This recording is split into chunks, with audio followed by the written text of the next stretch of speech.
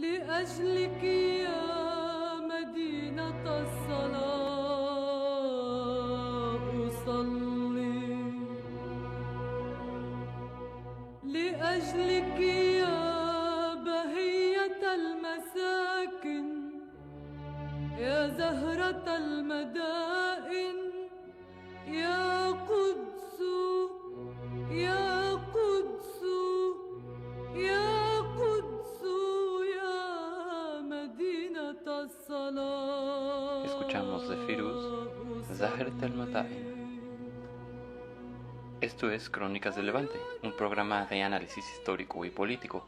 Bienvenidos a este primer episodio de la serie Los 10 mitos sobre el conflicto palestino-israelí.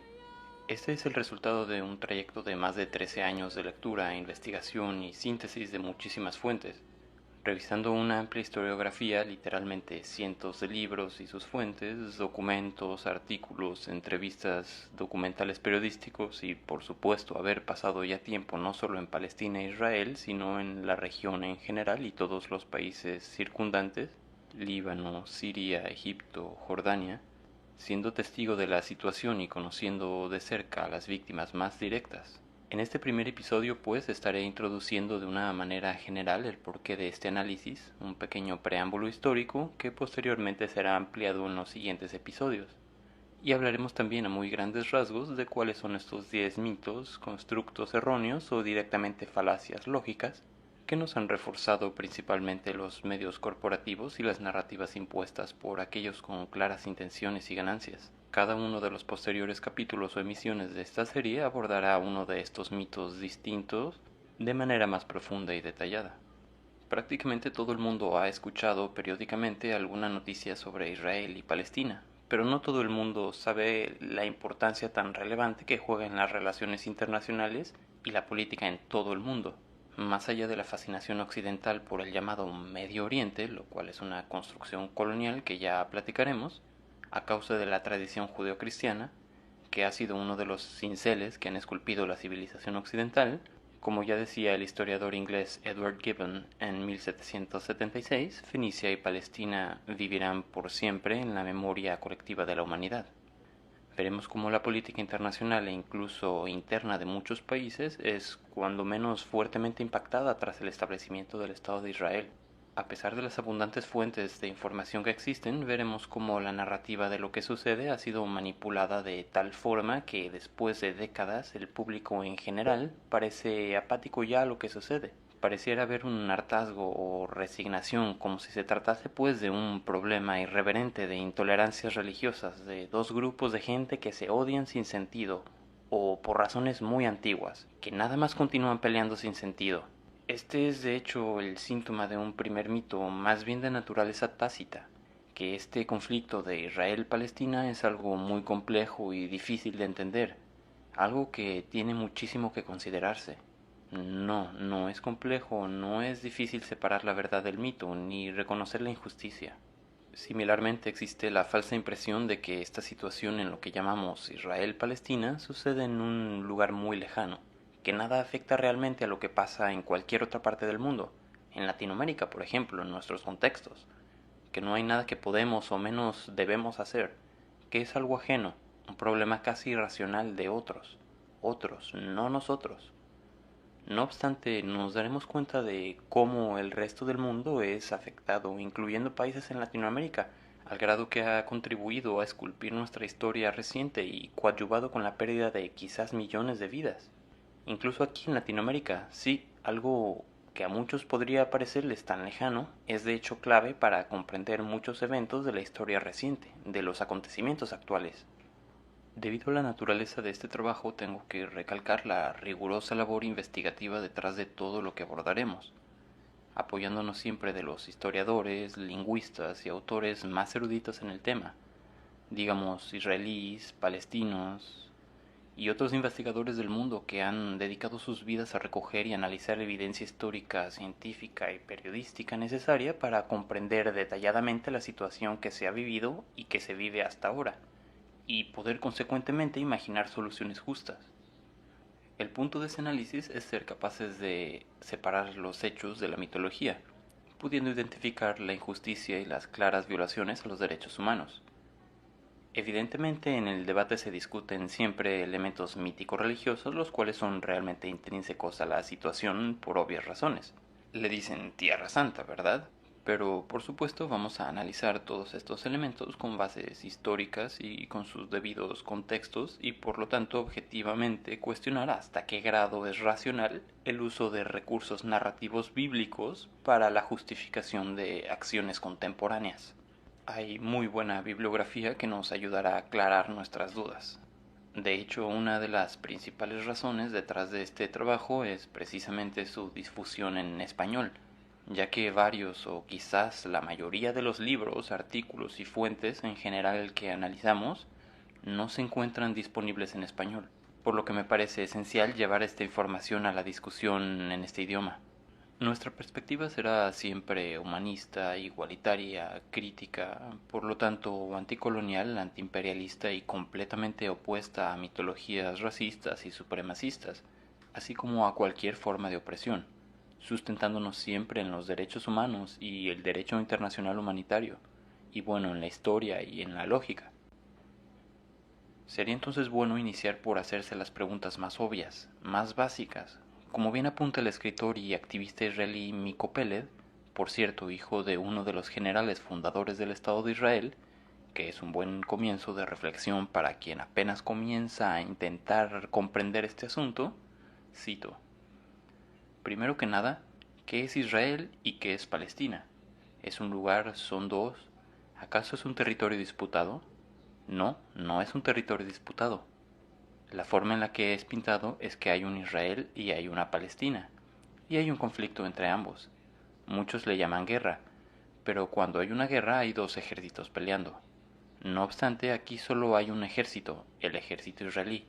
Los palestinos nunca han tenido un ejército como tal, así que no es realmente una guerra. Entonces, ¿es un lugar o son dos?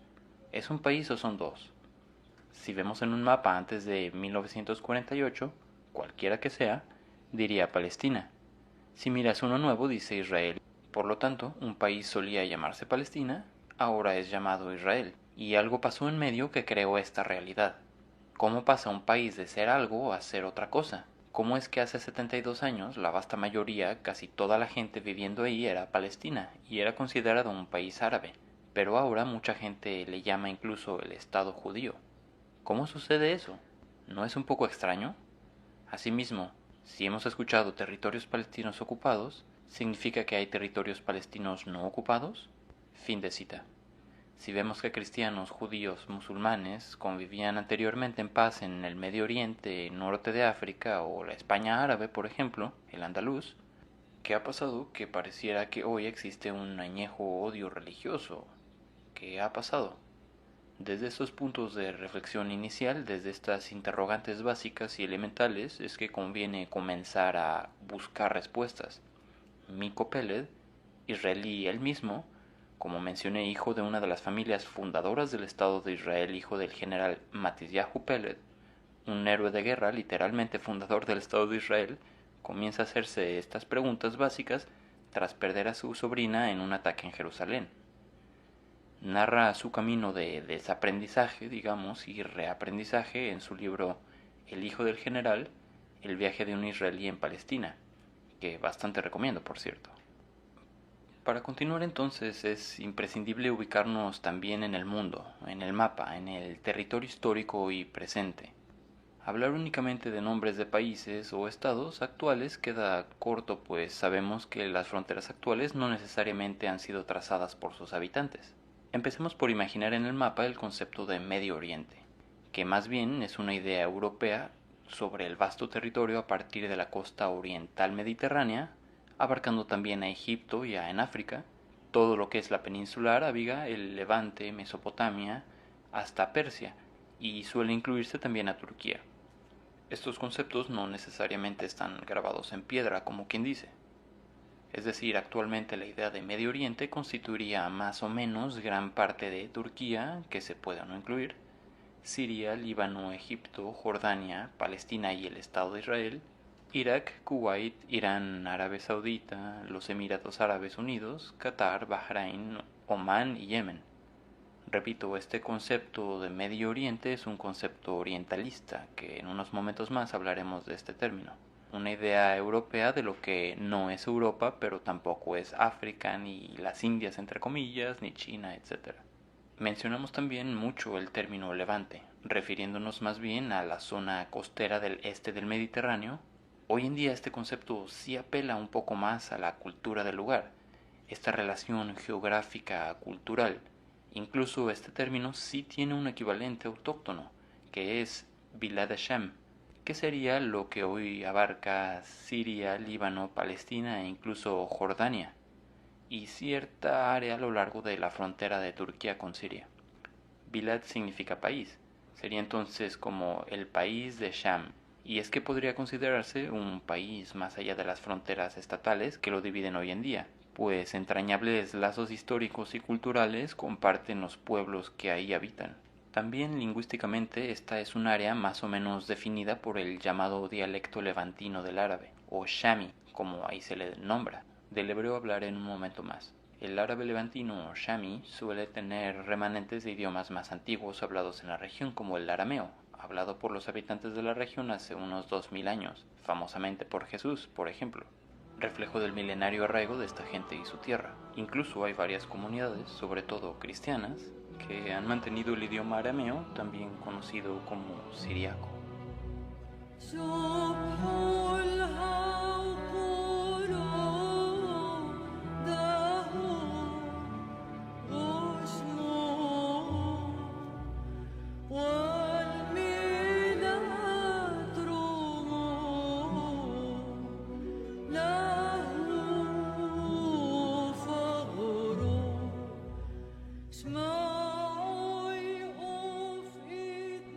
Una pequeña muestra de arameo de la hermosa voz de Feiruz, una de las cantantes más icónicas del mundo árabe, y en particular representante del Levante, libanesa, cristiana, una auténtica joya de la herencia cananea, árabe, levantina 100%. Feiruz es intergeneracional, sobre todo entre libaneses, palestinos y sirios. No encuentro ningún paralelo en ningún lugar que yo conozca, de ningún artista cuyas canciones sean incluso tan parte de la vida diaria entre jóvenes, adultos y ancianos. Podemos entonces hablar también de Canaán, para referirnos al Levante, aludiendo más bien a la herencia histórica y cultural que compone esta región. Canaán es también esta costa este del Mediterráneo donde se desarrollan numerosas tribus semitas que comenzaron a formar estados-nación y luego reinos con culturas y lenguas muy similares entre ellos. Los llamados fenicios, nombre griego porque ellos se consideraban solo cananeos y eran de diferentes ciudades-estado, los amonitas, filisteos, moabitas, los antiguos hebreos, etc. Este nombre histórico de esta región en particular nos evidencia que desde siempre existieron bastantes tribus, pueblos, reinos y estados en esta región. Más allá de esto, todas las tribus semitas forman parte de una familia lingüística mucho más extensa llamada afroasiática, y que emparenta idiomas desde el hebreo antiguo, árabe, asirio, egipcio antiguo, tigre, amhara, hasta el tuareg y kabil del Magreb o el hausa de Nigeria, todos con un origen común. Tomando en cuenta estas primeras nociones geográfico-culturales y retomando la reflexión y preguntas casi ontológicas que nos propone Peled sobre el génesis de la situación actual en Palestina e Israel, podemos ya pasar a hablar muy a grandes rasgos de cuáles son de manera condensada estos principales mitos o falsedades que han dominado el discurso y distorsionado el entendimiento de la situación, cada una de las cuales estaremos discutiendo más ampliamente en los siguientes capítulos.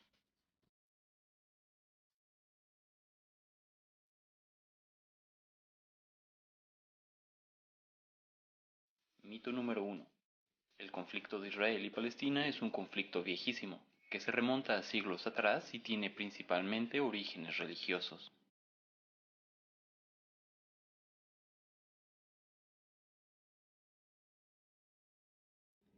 Este mito está compuesto por dos nociones que, como veremos muy a detalle, son completamente incorrectas: que el conflicto es antiguo y que tiene orígenes religiosos. Un conflicto con orígenes puramente religiosos simplemente no podría tener ninguna solución racional. Además, aquellos que promueven la narrativa de supuestos derechos antiguos o problemas añejos incurren en lo que se conoce como la falacia lógica de argumentum ad antiquitatem, es decir, que la simple apelación al pasado o a tradiciones antiguas valida ya las acciones presentes. Evidentemente, en general en el mundo es muy útil entender la historia antigua para comprender el presente, y por supuesto hablaremos de ello con su debido cuidado y su debido detalle. Sin embargo, será fácil darnos cuenta cómo apelar a historias antiguas y mitologías religiosas no es más que poner excusas anacrónicas sin real relación con el presente. Lo que sucede ahora ha estado sucediendo desde apenas el siglo pasado. Ya discutiremos cada uno de estos orígenes históricos cuando hablemos del Congreso Sionista Mundial, la Declaración Balfour en el contexto post-Primera Guerra Mundial, el acuerdo Sykes-Picot entre Inglaterra y Francia, los nuevos nacionalismos europeos, la colonización sionista, la Hagana, el Irgun, el Stern, el Plan Dalet, la Nakba, etc. En un momento más hablaré con más detalles sobre qué es el sionismo y un poco de su historia. En los siguientes episodios abordaremos el sionismo mucho más cabalmente. Este no es un conflicto entre musulmanes y judíos peleándose por un lugar desde hace siglos, ni remotamente. Tiremos esto a la basura para siempre. Como en el resto del Levante, la sociedad palestina es una mezcla de musulmanes, cristianos, samaritanos, cuya tradición y religión es incluso más antigua que el judaísmo, por cierto, drusos y otras minorías, todos ellos con un arraigo milenario a su tierra donde sus generaciones han florecido por milenios, todos ellos viviendo la misma ocupación, colonización y exterminio desde hace menos de 100 años. De hecho, simplemente podemos evidenciar la relativa poca antigüedad de esta situación si vemos que la llamada Primera Guerra Árabe-Israelí, primera, es en 1948. Y obviamente para que ésta desencadenase tuvo que haber ciertas condiciones que precipitaran a este estallido violento. Este preludio bélico obviamente no fue acumulándose durante siglos, esto no pasa. Los acontecimientos que sucedieron apenas unas pocas décadas antes de 1948 llevaron a la violencia, la resistencia, las guerras y la situación actual. Retomando las reflexiones iniciales que nos propone Peled, ¿qué pasó que antes de 1948 veríamos Palestina al sur del Líbano en un mapa y posterior a ese año vemos que dice Israel? ¿Cómo y por qué se desencadenó este cambio que evidentemente arrastra conflicto e inestabilidad hasta ahora?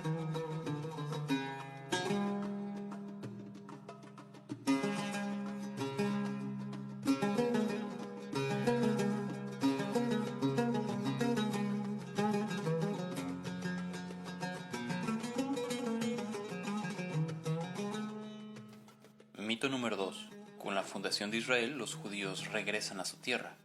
Una tierra sin pueblo para un pueblo sin tierra. La cuestión del indigenismo.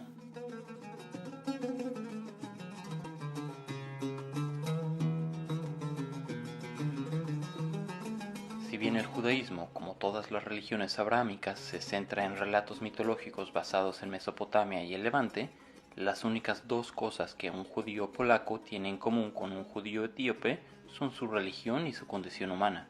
Y la religión más o menos, porque la mayoría de las prácticas y tradiciones serían de hecho diferentes. Sus idiomas maternos, el yiddish y el amhara o el tigriña respectivamente, su comida, su música, su herencia agricultural y semillas seleccionadas por generaciones, su relación con sus ecosistemas en donde se desarrollan sus culturas, la flora, la fauna, los flujos de estaciones, todos los elementos que componen un pueblo son completamente diferentes, dos culturas ricas y distintas, y esto únicamente comparando a estos dos. Igual que con personas de cualquier otra religión, la comparación sería similar.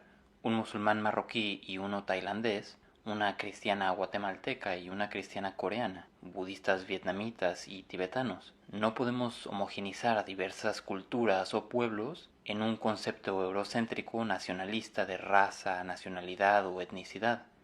Las escrituras judías tienen orígenes en el Levante, sí, como el cristianismo, pero la gente que practique cualquier religión es originaria del lugar en donde ha desarrollado su vida, su lengua, su cultura y agricultura. Esta idea de que alguien originario de X país puede reclamar indigenismo de otro lugar distante en otro continente debido a que su religión tiene relatos mitológicos provenientes de ese lugar, y más allá de ello, que esto le da derecho a colonizar y expulsar a la gente que de hecho vive ahí, es por demás que irracional. En toda la región del Levante ha habido numerosos reinos y pueblos practicando diversas religiones a través de la historia. Alguien que hoy en día en cualquier parte del mundo practique cualquiera de las religiones que han habido aquí, no puede tener un derecho superior a la gente que de hecho habita esta tierra y simplemente expulsar y asesinar a la población para implantar un nuevo estado exclusivamente para quienes se identifiquen con esta religión. ¿De dónde viene el mito de que los judíos fueron expulsados de Palestina por los romanos y que los judíos del mundo, o los judíos europeos particularmente, como creían los sionistas europeos, son el resultado de esta expulsión? Y más allá de eso, que esta supuesta afiliación les daría el derecho de colonizar y expulsar a un pueblo hoy en día.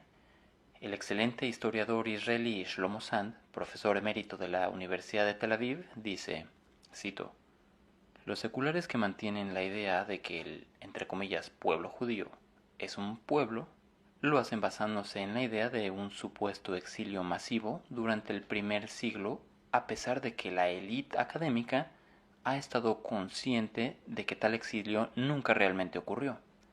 Por esta razón, ni siquiera un solo libro basado en investigación histórica ha sido escrito acerca de la supuesta forzada expulsión del, entre comillas, pueblo judío. Cierro citas. Es decir, el concepto de que los judíos fueron expulsados de Palestina hace 2000 años y que estos en su diáspora sean ahora algo llamado el pueblo judío y a su vez sean ellos quienes recientemente migraron a Palestina para implantar el nuevo Estado de Israel en 1948, es erróneo. Por consiguiente, cualquier idea de regreso es inconsistente con la realidad. Paralelamente, Sand remarca con decepción el desinterés por el estudio de lo que llama la fascinante historia de judeización de reinos y pueblos y lo que ha sido de estas personas. En sus estudios propone que la mayor parte de los judíos actuales son de hecho descendientes de estos pueblos judeizados a través de la historia, en diferentes geografías, pues los antiguos judíos de hace 2000 años en Palestina en su mayoría se convirtieron paulatinamente al cristianismo. Como hemos mencionado, existen incluso grandes comunidades de cristianos por todo el Levante, incluidos obviamente palestinos cristianos, conservando incluso el idioma arameo hablado hace 2000 años. Y más tarde, gran proporción terminó convirtiéndose al Islam, con la llegada de los califatos árabes en el siglo VII. Estos interesantes puntos de las obras de Sand, también investigados por muchos otros historiadores como Nur Masalha o Keith Whitelam, por ejemplo, son fundamentales. Nunca existió una expulsión masiva de judíos en el año 70 por parte de los romanos que ocasionase la llamada diáspora judía, entre comillas.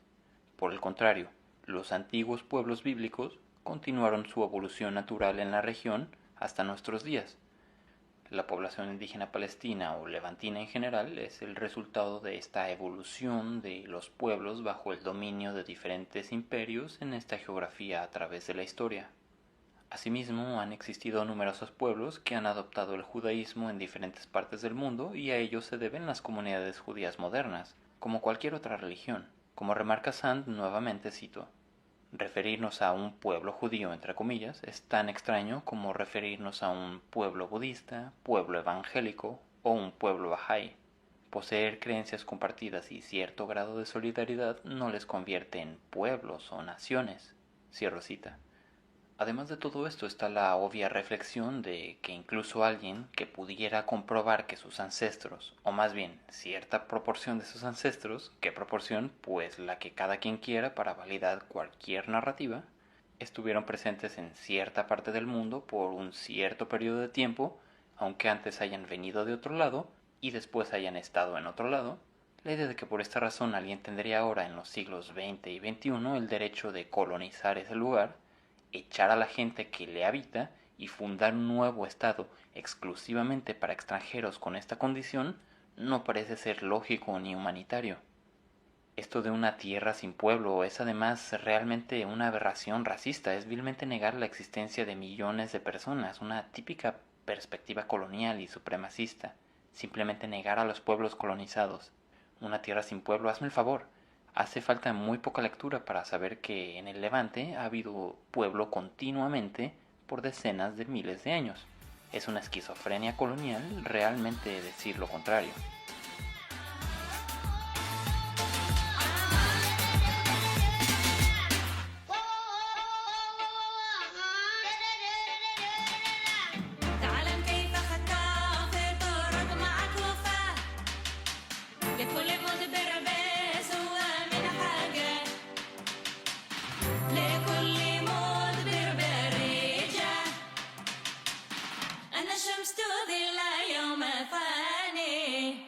Mito número 3.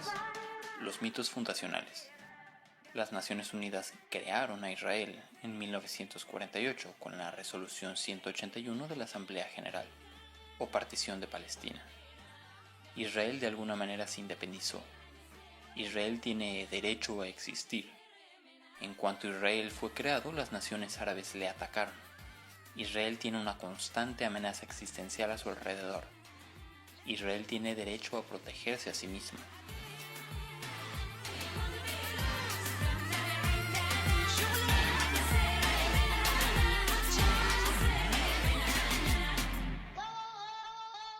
Los mitos fundacionales, clásicas aseveraciones que incluso muchos quienes creen conocer el tema repiten ad nauseam. Este conjunto de ideas que sin base histórica o racional dan por sentada la validación de todo lo que se proclame como Estado-nación por el simple y único hecho de su enunciación. Son literalmente ejemplos perfectos de las falacias lógicas del accidente inverso y ad baculum, es decir, solo porque algo se ha impuesto a la fuerza previamente, esto acredita validación hoy en día. Citando al historiador Rashid Khalidi, cito: la resolución de partición es uno de los mitos fundacionales de Israel más importantes, asumiendo que era algo equitativo, práctico y moral, y legalmente viable. Cierro cita. Asumiendo que de hecho las Naciones Unidas, con un poder que no existe, crearon al Estado de Israel. Asumiendo que hegemones coloniales extranjeros legítimamente pueden decidir sobre el destino de millones de personas sin voz ni voto. Enfatizaremos con evidencia histórica la irreverencia del enorme y muy prevalente mito sobre Israel siendo atacado a partir de su creación, o siendo atacado del todo. La gente dice que Israel fue atacado inmediatamente después de su creación. Esta idea de que así simplemente Israel es creado como por añadidura y todos los estados árabes vecinos se lanzan al ataque del pobre nuevo estado, aparentemente sin razón alguna o, como el mito orientalista repite, debido a que los árabes odiaban a los judíos, por alguna razón extraña e inexistente en la historia, ya que, como vemos con detalle, previo a la colonización sionista de Palestina, gente de los distintos credos convivieron en paz por todo el Medio Oriente y norte de África durante siglos. No así en Europa, donde en ese entonces regímenes fascistas nacionalistas, entre comillas cristianos, sí perseguían judíos y otras minorías en Europa. Hago un pequeño paréntesis para explicar muy brevemente lo que es el orientalismo. Ya he mencionado anteriormente que es un término que evidentemente empleo a menudo. A muy grandes rasgos, el orientalismo es la percepción desde el eurocentrismo, desde una posición occidental inconscientemente supremacista, desde la cual se describe al no occidental, al oriental o al otro, desde una posición de poder, desde una perspectiva colonial intrínseca. Se le describe o se le hace juicio cultural de ese otro o de ese no occidental, percibiéndosele como exótico o primitivo, la otredad, lo que es el otro oriental y bárbaro, distinto a mí, occidental, civilizado, quien le describe. Para ampliar más en este aspecto epistemológico y las formas en las que Occidente, desde una posición de dominación, realiza descripciones de lo no occidental, conviene leer al excelente historiador palestino Edward Said, concretamente una de sus obras maestras titulada precisamente Orientalismo. Cerrando el paréntesis e hilando, esta concepción de que los estados árabes atacaron a Israel cuando Israel fue creado en 1948, pues los árabes bárbaros odian a los judíos, es una concepción orientalista, racista y un tanto obtusa. Omite por completo el hecho de que muy previo a la declaración unilateral de la existencia del Estado de Israel en tierra palestina en mayo de 1948 por parte de la autoridad sionista, las milicias sionistas ya habían puesto en marcha el llamado Plan Dalet, es decir, las operaciones de explícita limpieza étnica, con la expulsión y exterminio de la mayoría de la población en Palestina, para poder fundar un Estado exclusivamente para inmigrantes judíos. En un momento más hablaremos sobre qué es el sionismo. Omite mencionar que esta limpieza étnica bastante bien documentada resultó en la destrucción y o despoblamiento de más de 600 pueblos, ciudades y comunidades palestinas. Omite mencionar que cuando los primeros voluntarios de las recientemente descolonizadas naciones árabes vecinas pusieron el primer pie en Palestina, ojo, ni siquiera en el territorio que sería considerado Israel, no, ellos fueron a territorio oficialmente palestino, y fue para ayudar a proteger a los cientos de miles de palestinos sobrevivientes que llegaban expulsados de sus hogares por las milicias sionistas, quienes destruían sistemáticamente uno a uno los poblados palestinos para fundar un nuevo Estado de Israel. ¿No parece lógico decir que alguien que inicia una campaña de colonización a través de la limpieza étnica, masacres de civiles, la expropiación de sus tierras, la destrucción de pueblos enteros y la expulsión de la mayoría de sobrevivientes, tenga el nervio de decir que es atacado? El agresor no puede decir que está siendo atacado o que se está defendiendo de la resistencia. Repito, los detalles históricos son de suprema importancia y compartiremos abundantes fuentes para su comprensión.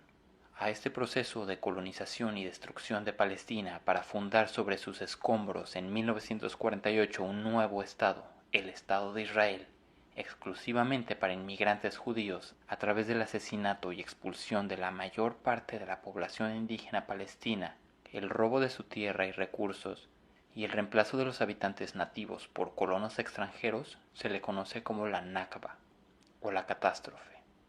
Los incontables archivos y registros que narran la implantación del Estado de Israel son verdaderamente desgarradores. Para comprender a detalle podemos leer la obra del excelente historiador israelí Ilan Pappé, particularmente La limpieza étnica de Palestina, publicado en 2006. El historiador Walid Khalidi y su minuciosa obra Todo lo que queda, los poblados palestinos ocupados y despoblados por Israel en 1948, publicado originalmente en 1992, o al historiador Nur Masarha, que ya mencionamos, y su excelente investigación La expulsión de los palestinos, el concepto de transferencia, entre comillas, en el pensamiento político sionista, 1882-1948, publicado originalmente en 1992, entre muchos otros. Igualmente, cientos de narraciones y entrevistas de las víctimas se encuentran disponibles, por ejemplo, en el sitio Palestine Remembered. Recomiendo también la aplicación móvil iNakba para ver en un mapa los detalles de esta limpieza étnica y colonización que dieron como resultado la creación del Estado de Israel tras la destrucción de Palestina.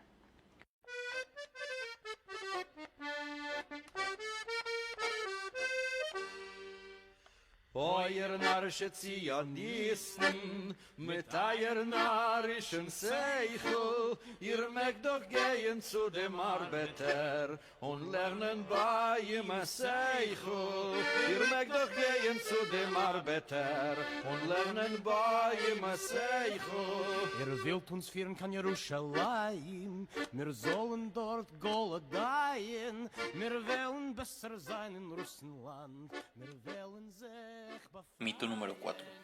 La crítica al Estado de Israel es antisemitismo. Judaísmo es sionismo. Israel es un Estado judío. Antisionismo es antisemitismo. Oh, you foolish little Zionists, with your utopian mentality, you'd better go down to the factory and learn the workers' reality. Esta serie de fácilmente identificables falacias lógicas son extremadamente peligrosas, pues apelan a la censura.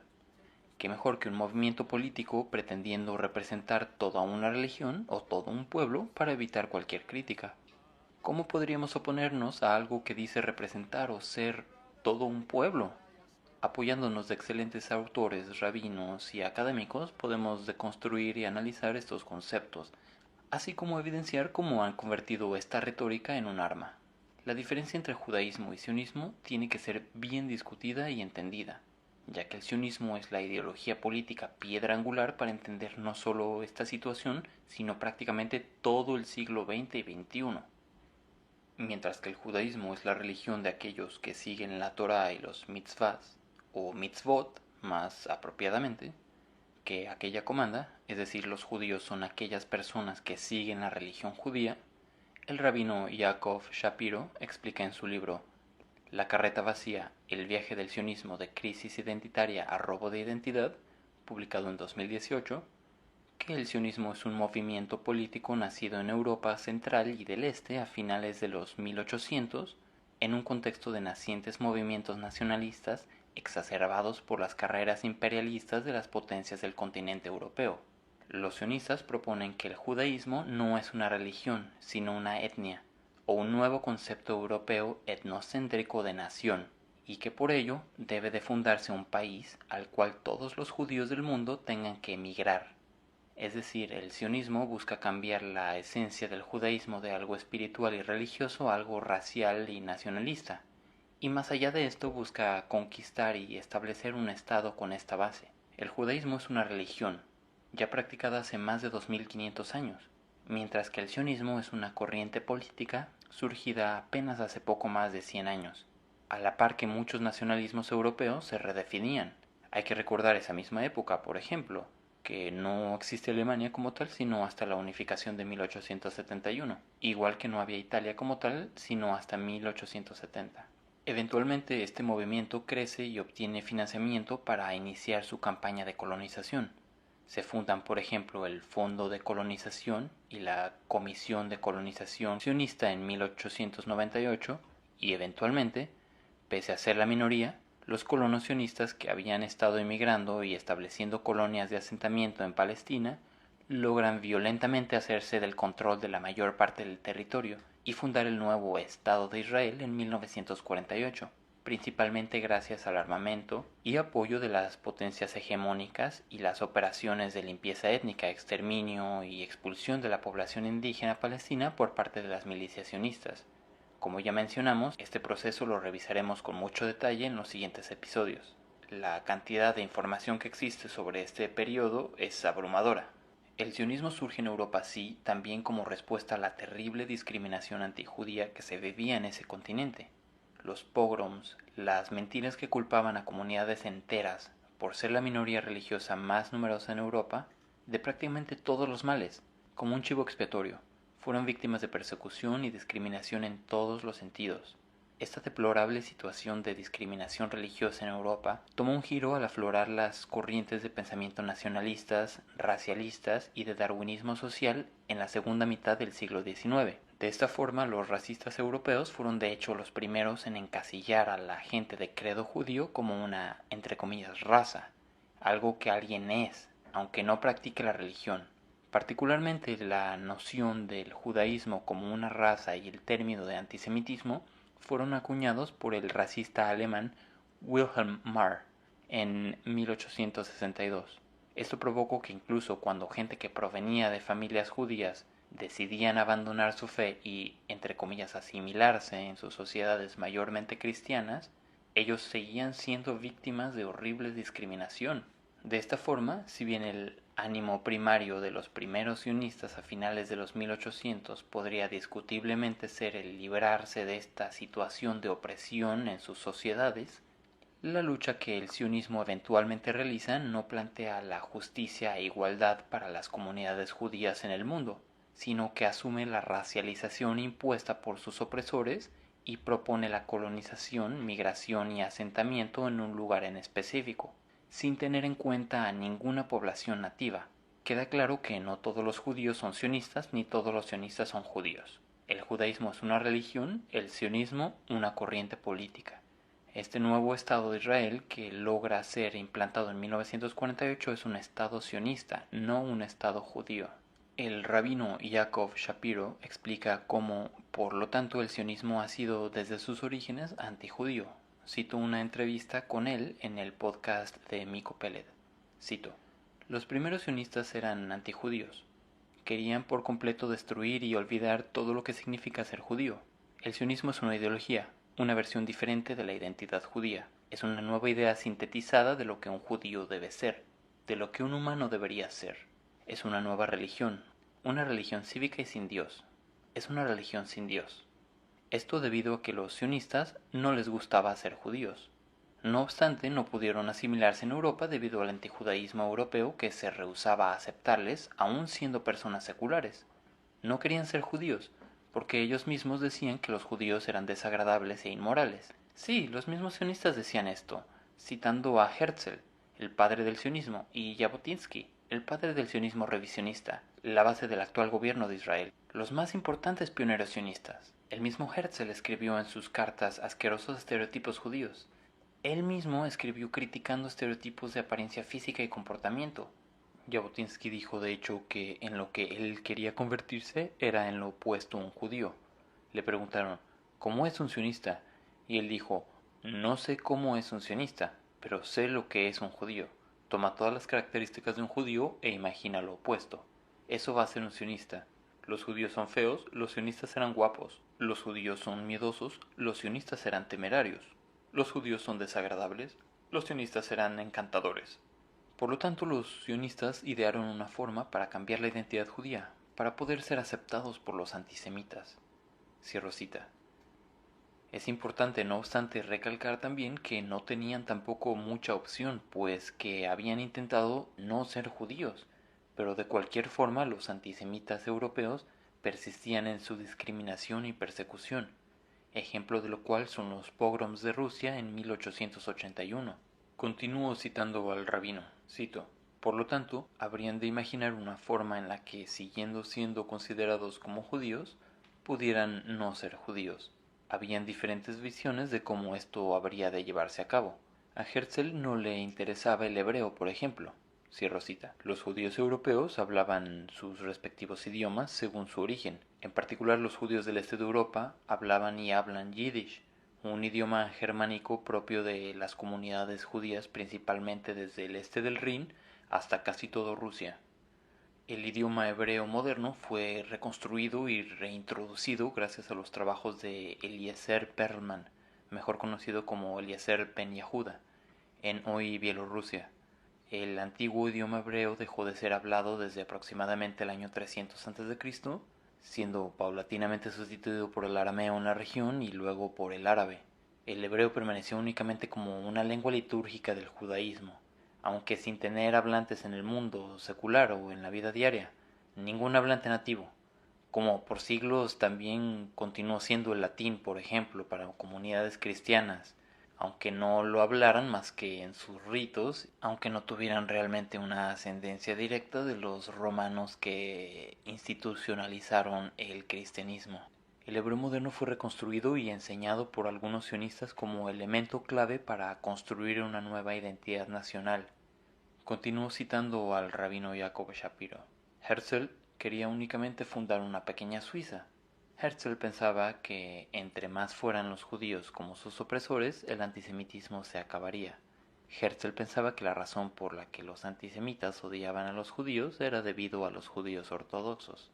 Es decir, Herzl justificaba el odio hacia los judíos ortodoxos. Cierro cita. Una vez más recalcamos que el sionismo es el nuevo movimiento político que propone que el judaísmo no es una religión sino una raza o etnicidad, aunque esto no concuerde con la historia como ya vimos, y que tiene que crear un estado al cual emigrar. Esta ideología política nació tanto de una respuesta a la discriminación religiosa en Europa, como del contexto de nacionalismos e imperialismos europeos. Clave para el nacimiento del sionismo es, por ejemplo, el concepto geopolítico germánico del Lebensraum. Esta noción del espacio vital para el florecimiento etnonacional que también adoptarían los nazis para justificar su expansión a Polonia, Checoslovaquia, etc.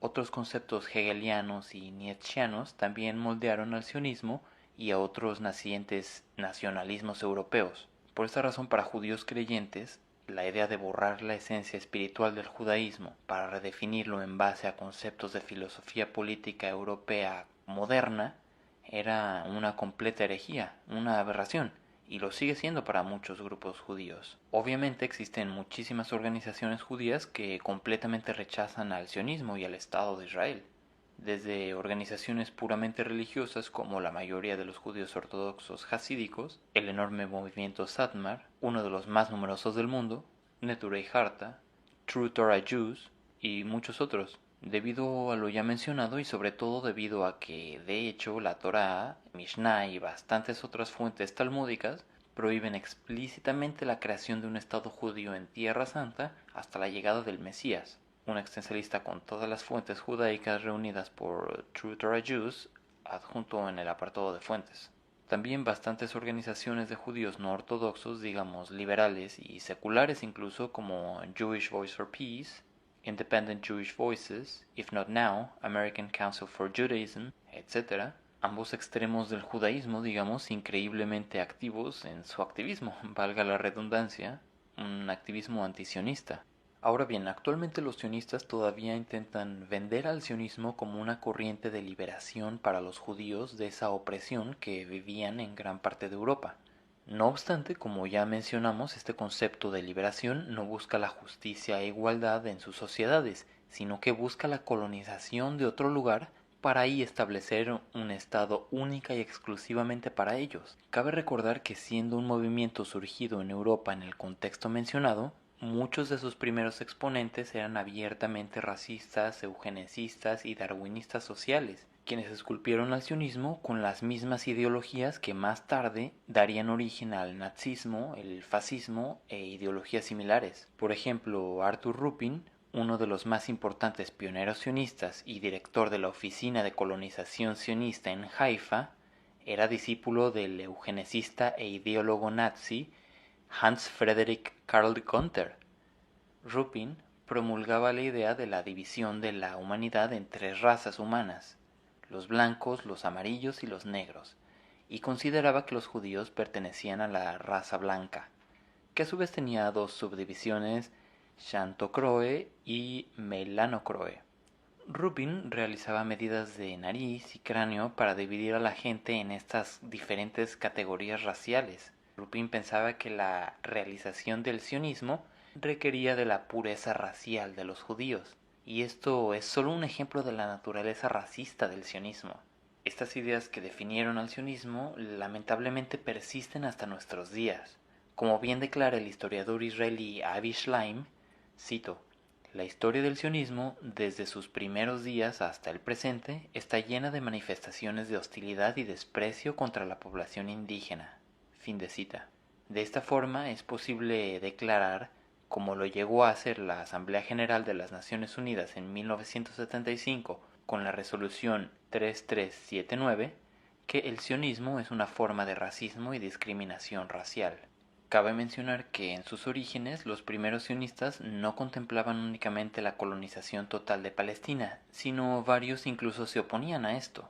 Existieron diferentes propuestas para implantar este nuevo llamado Estado judío en diversos lugares como Angola, Tasmania, una isla en el Niágara, Argentina, Surinam, Alaska y otros lugares. No fue sino hasta principios del siglo XX que la idea de colonizar Palestina comenzó a ganar terreno entre los sionistas. De cualquier forma, los sionistas estaban conscientes de la condición de colonizadores que tendrían que desempeñar. Un ejemplo de ello es lo que escribe Vladimir Jabotinsky, quien aboga por la completa colonización y limpieza étnica no solo de Palestina, sino su expansión colonial desde el Nilo hasta el Éufrates, cuyos herederos son el abominable partido Likud de Israel y particularmente el sanguinario criminal primer ministro Benjamín Netanyahu, cuyo nombre verdadero es de hecho Benjamín Mileikovsky. Jabotinsky escribe en su obra El muro de hierro, en 1923, cito: "Toda población nativa en el mundo resiste a los colonizadores, mientras que exista la menor esperanza de librarse del peligro de ser colonizado. Esto es lo que los árabes en Palestina están haciendo y continuarán haciendo.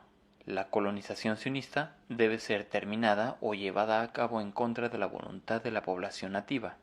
Esta colonización puede, por lo tanto, continuar y progresar solo con la protección de un poder independiente de la población nativa, un muro de hierro que esté en posición de resistir la presión de la población nativa. Este es en suma nuestra política con los árabes. Cierro cita.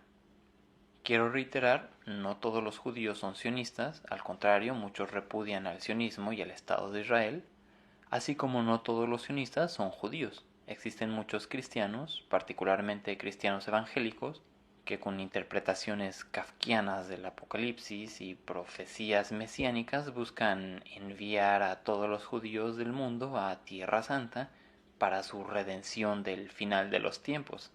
Sí, estos razonamientos absurdos son los que moldean la política y acontecimientos actuales. Ya hablaremos más a detalle de la historia y los detalles del sionismo y su colonización de Palestina, así como los enormes y millonarios esfuerzos que ejercen hoy en día en todo el mundo por silenciar cualquier crítica. مين إرهابي؟ أنا إرهابي كيف إرهابي وأنا عايش ببلادي مين إرهابي؟ أنت إرهابي ماكلني وأنا عايش ببلادي قتلني زي ما تلت أجدادي أجل القانون على الفاضي ما أنت يا عدو بتلعب دور الشاهد المحامي والقاضي علي قاضي. Mito número 5. El terrorismo. Como concepción y como fenómeno. La idea de que los palestinos son terroristas. Los israelíes son las víctimas de terrorismo. Israel es víctima. Israel solo se está defendiendo. Existen tiempos pacíficos cuando Israel no está bombardeando. Los mitos alrededor de Gaza y Hamas.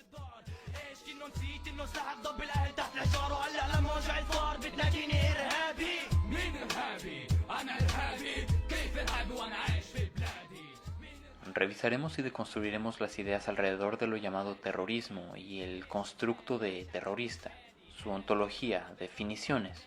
¿Qué es realmente y quién es entonces víctima o causante de terrorismo?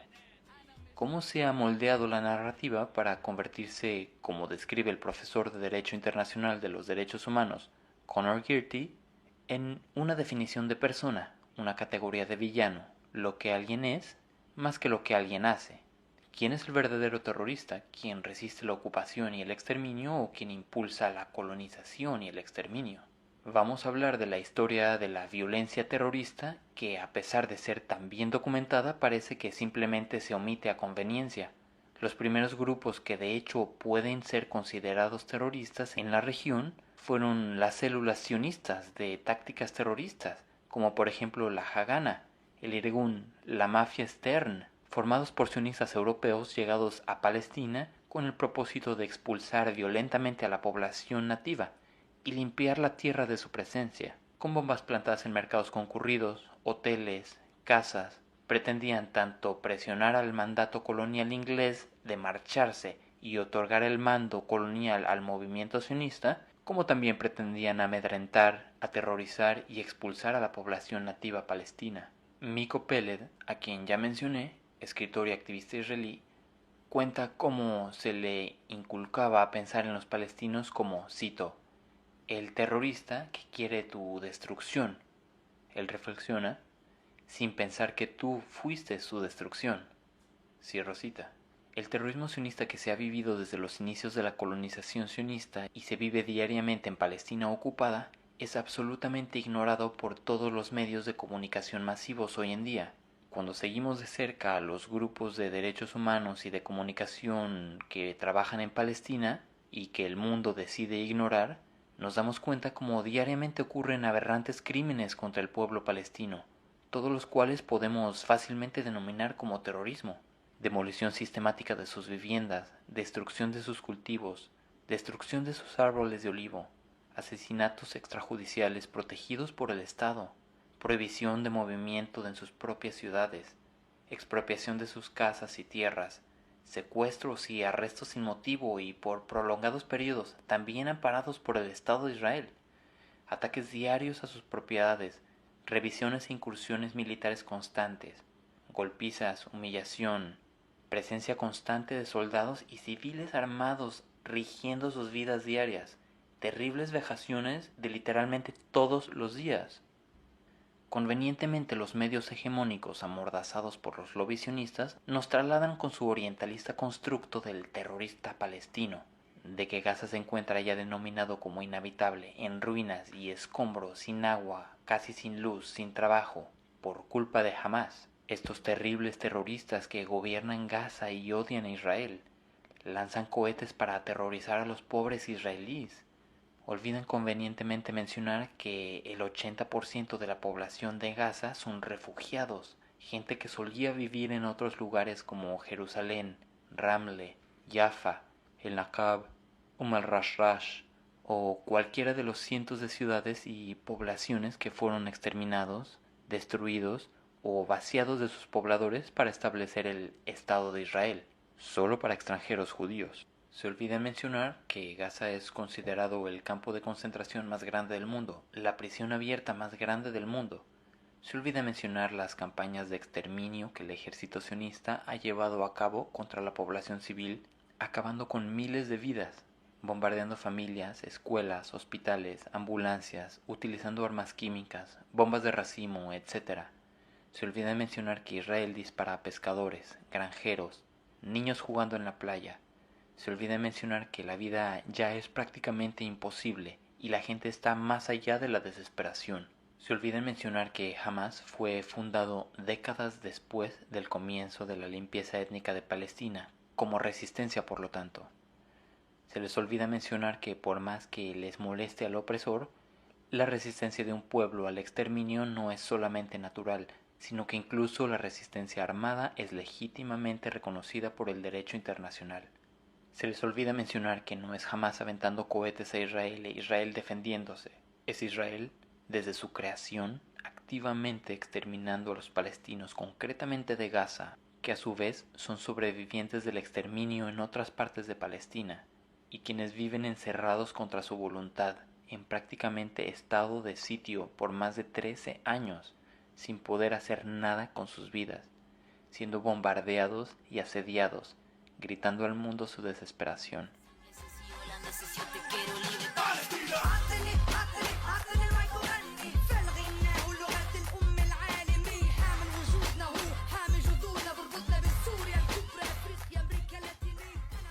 Mito número 6. Israel es una democracia. La única democracia en Medio Oriente. En Israel no hay apartheid. El pink washing.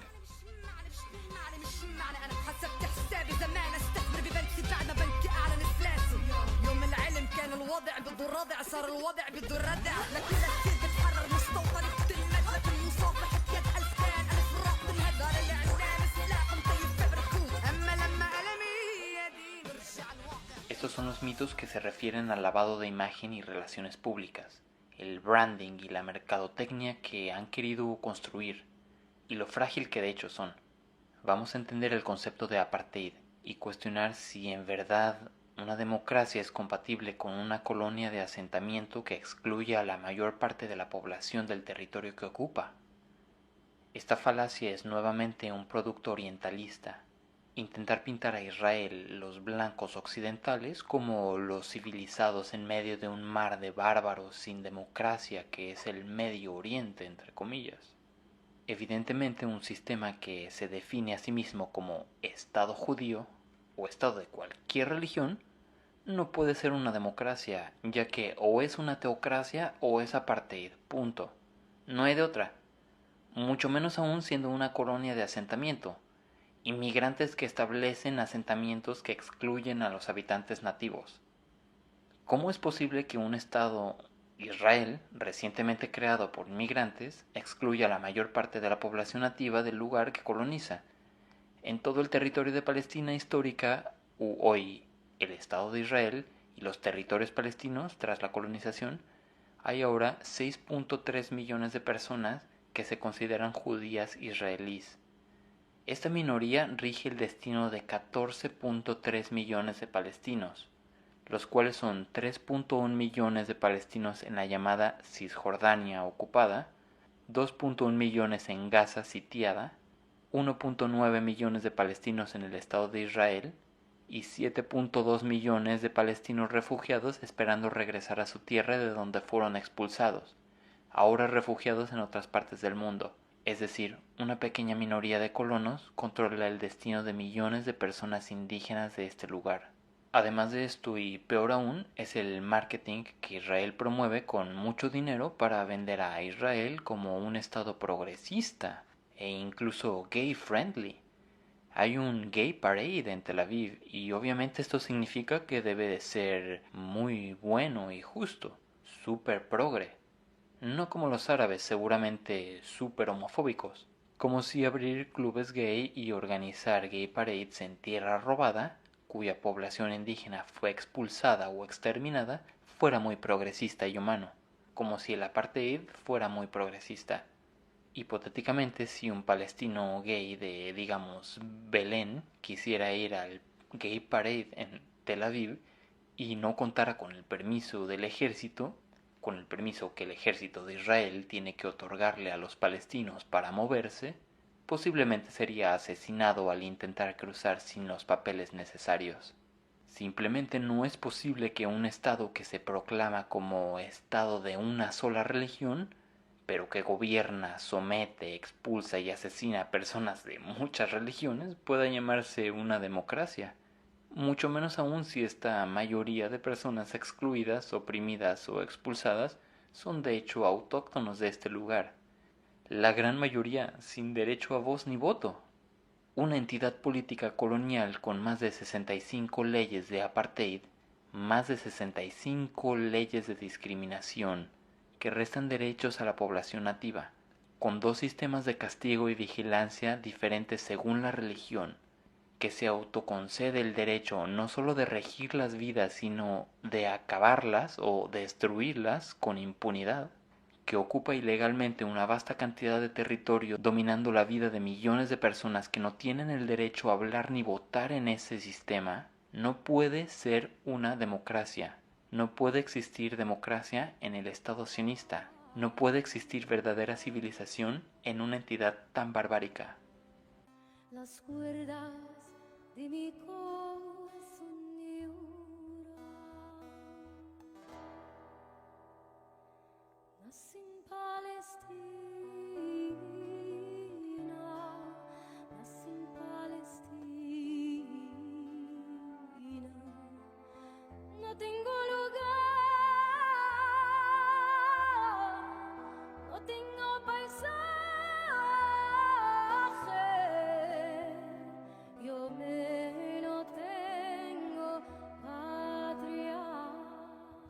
Mito número 7. Los palestinos no han aceptado los tratados de paz. Se les han presentado múltiples oportunidades y han rechazado o fracasado en todas.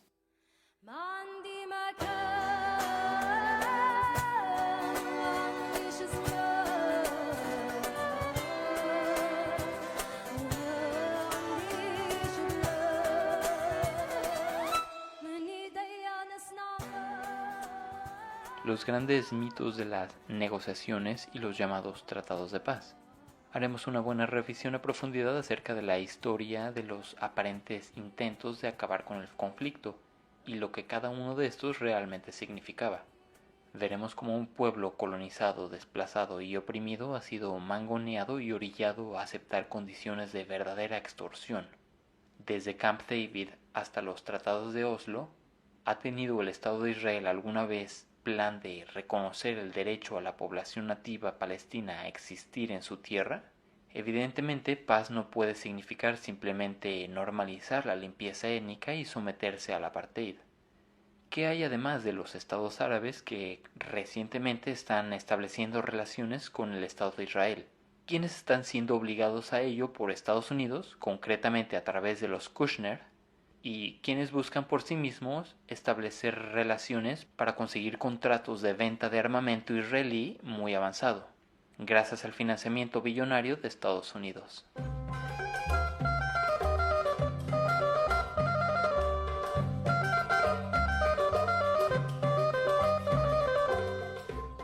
Mito número 8. La solución es una solución de 2 estados.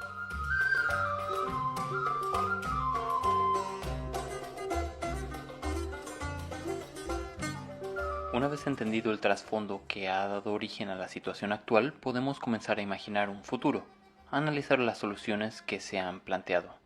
El gran mito de la solución de dos estados, algo que en un momento hace décadas incluso las autoridades palestinas consideraban como una posible solución.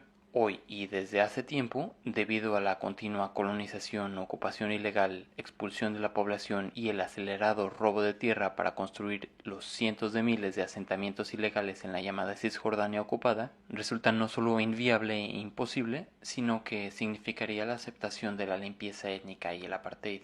Con literalmente cientos de miles de casas y áreas comerciales en cientos de asentamientos, clústeres y outposts ilegales de apartheid, exclusivos para judíos dentro del territorio ilegalmente ocupado, que se supone que habría de haber sido dejado para la formación de un futuro Estado palestino, con la continua destrucción de edificios, barrios y pueblos enteros palestinos, la continua expropiación de campos de cultivo y la imposibilidad de construir, no queda prácticamente nada ya de territorio palestino. Todo este avance siendo ilegal y considerado crímenes de guerra y lesa humanidad, con completa impunidad. Es imprescindible que los paradigmas que vayan estructurando el futuro sean justos en toda la extensión de la palabra, humanitarios y busquen siempre la inclusión. La justicia para el pueblo colonizado no significa la expulsión del colonizador. Tras poco más de 100 años de colonialismo y poco más de 73 años de oficial apartheid y limpieza étnica, de existencia del Estado de Israel, ya existe una nacionalidad israelí muy particular. No se puede causar más daño y otra vez ignorar algo que ya existe. Como no es posible ni humanitario simplemente expulsar a los blancos sudafricanos, tampoco lo es a los israelíes. La justicia y reparación sí tienen que ser la base. Por ende, el derecho de retorno de todos los palestinos es inamovible para alcanzar la paz, así como lo es el respeto a los derechos humanos de toda la población, sea cual sea su procedencia, idioma o religión. لكل أطفال الحجارة الذين ذاقوا المرارة لا تهابوا النار ولا تخشوا الجدار بل ثوروا كالشجرة. Mito número 9. El mito de que hay dos lados de este conflicto, dos versiones, dos historias, y ambas deben nivelarse y balancearse para ser justas. Es un conflicto de dos partes iguales. Se necesitaría un Gandhi palestino.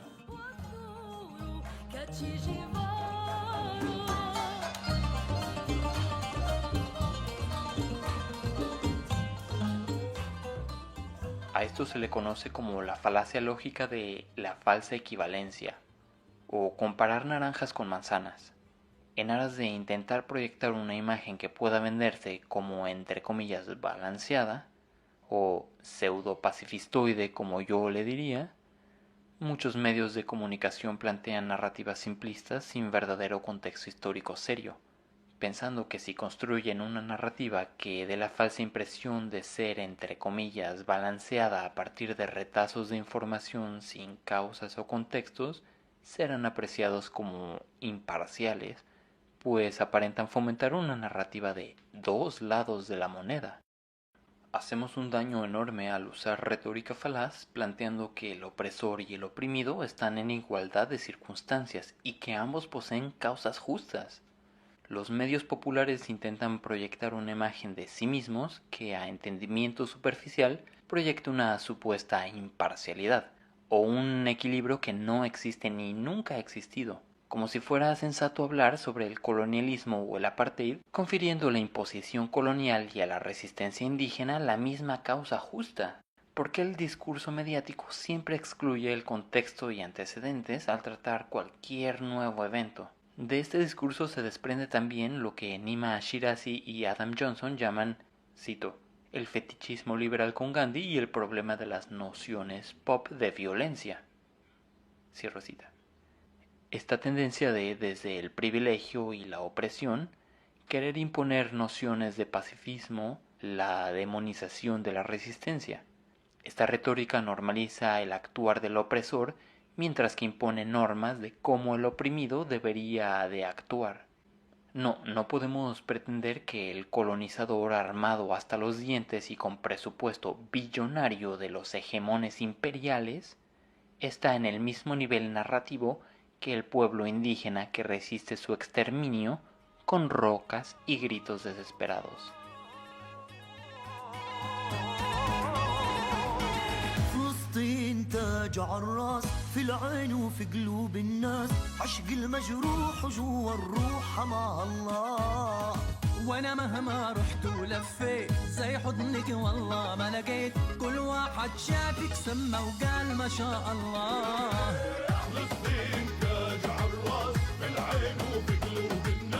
عشق المجروح وجوا الروح مع الله Mito número 10.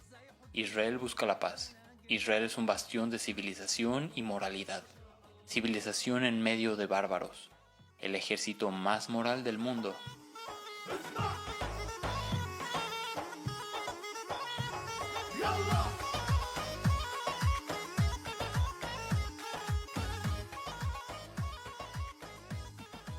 Vamos a repasar las innumerables fuentes periodísticas que exponen el rol del armamento y entrenamiento israelí en genocidios, dictaduras, guerras civiles y grupos criminales en lugares como Colombia, Guatemala, Myanmar, Ruanda, México y una larga lista.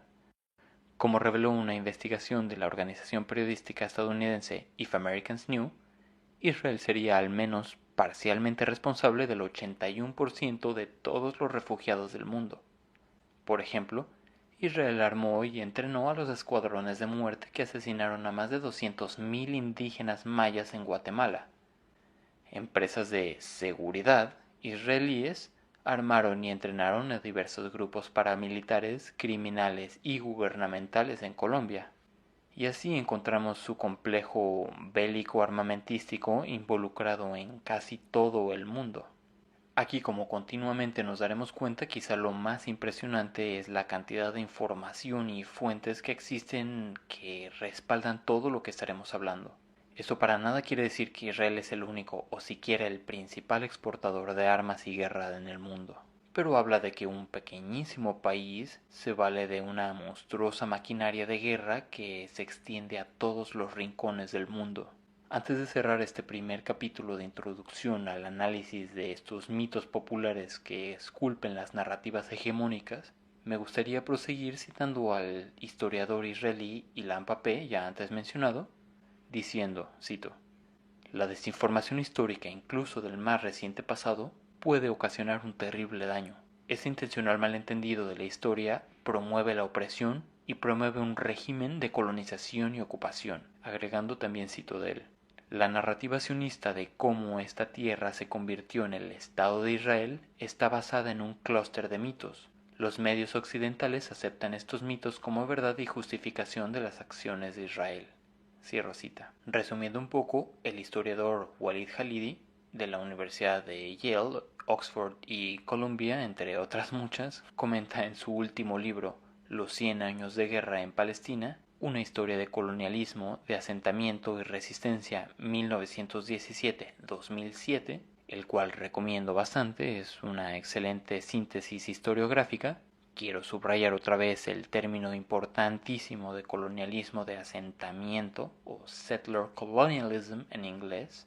Nos dice, cito, «La historia moderna de Palestina puede entenderse en el término de una guerra colonial librada contra una población indígena, por una variedad de actores, para forzarles a renunciar a sus tierras y hogares para entregárselos contra su voluntad a otra gente. Mientras esta guerra comparte muchas de las características típicas de otras campañas coloniales, también posee características muy específicas, ya que es peleada por y para el movimiento sionista, el cual era y es un proyecto colonial muy particular. Para complicar más este entendimiento, el hecho de que este conflicto colonial llevado a cabo con enorme apoyo por parte de poderes exteriores, con el tiempo se convirtió en una confrontación nacional entre dos nuevas entidades nacionales, dos pueblos.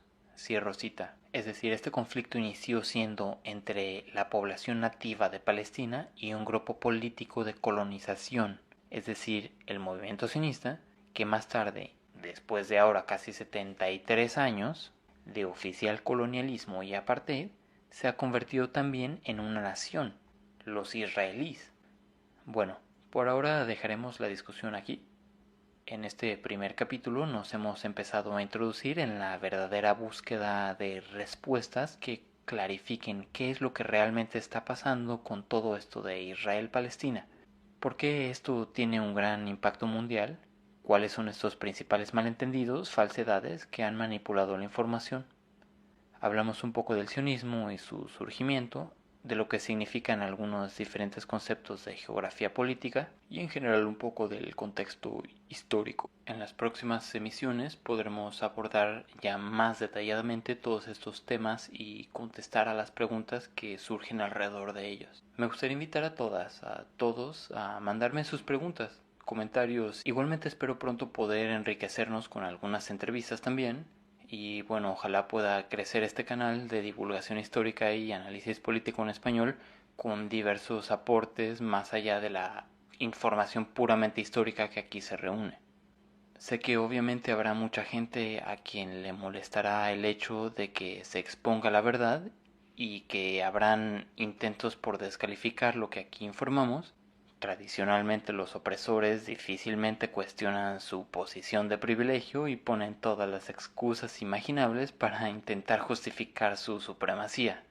De lo que jamás podrán acusarnos es de exponer información falsa, ya que todo lo aquí mencionado y por mencionar está basado en una rigurosa y amplia investigación historiográfica. Las fuentes, los autores, las obras de todo lo que se menciona son accesibles y producto de la más seria y racional investigación. Les invito siempre a cuestionarse las narrativas hegemónicas, a priorizar la vida, la dignidad humana y a siempre buscar la justicia. Muchas gracias nuevamente. Les espero en la próxima emisión. موطني موطني الجلال والجمال والسناء والبهاء في رباك في رباك والحياة والنجاة والهناء والرجاء في هواك